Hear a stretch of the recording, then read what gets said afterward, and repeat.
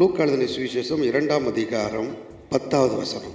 தேவதூதன் அவர்களை நோக்கி, பயப்படாதீருங்கள், இதோ எல்லா ஜனத்துக்கும் மிகுந்த சந்தோஷத்தை உண்டாக்கும் நற்செய்தியை உங்களுக்கு அறிவிக்கிறேன் என்று தேவதூதன் ஜனங்களை பார்த்து பேசுகிற ஒரு வார்த்தையை இப்பொழுது நம்ம வாசிக்க கேட்டோம். எனக்கு அருமையான தேவனுடைய பிள்ளைகளே, இந்த பூமியில் மனிதன் பிறந்தது முதல் அவனுடைய உயிர் அவனுடைய சரீரத்திலிருந்து பிரியும் வரையிலுமாக எவ்வளவு நன்மைகளை அனுபவித்தாலும், எவ்வளவு வசதி உள்ளவர்களாக இருந்தாலும், ஒரு விதமான பயம் இன்றைக்கு ஆண்டு கொண்டிருக்கிறது.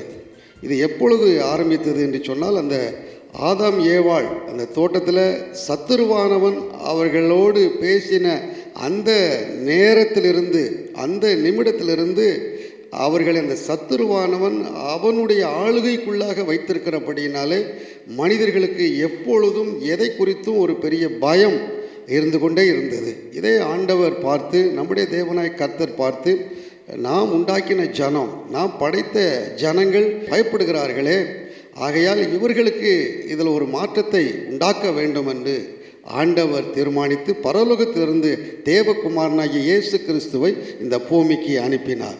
அப்பொழுதுதான் தேவதூதர்கள் சொல்லுகிறார்கள், பயப்படாது இருங்கள், இதோ எல்லா ஜனத்திற்கும் மிகுந்த சந்தோஷத்தை உண்டாக்கும் நற்செய்தி. ஆகையால் இயேசு கிறிஸ்து இந்த பூமியில் பிறந்ததின் நோக்கம் ஜனங்களில் இருக்கிற அந்த பயத்தை மாற்ற வேண்டும் என்று சொல்லி ஆண்டவர் நிச்சயமாய் உங்களுடைய பயத்தையும் மாற்ற வல்லவராக இருக்கிறார். அப்படிப்பட்ட பயத்திலிருந்து ஆண்டவராக இயேசு கிறிஸ்துவின் மூலமாக விடுதலையை பெறுவோம்.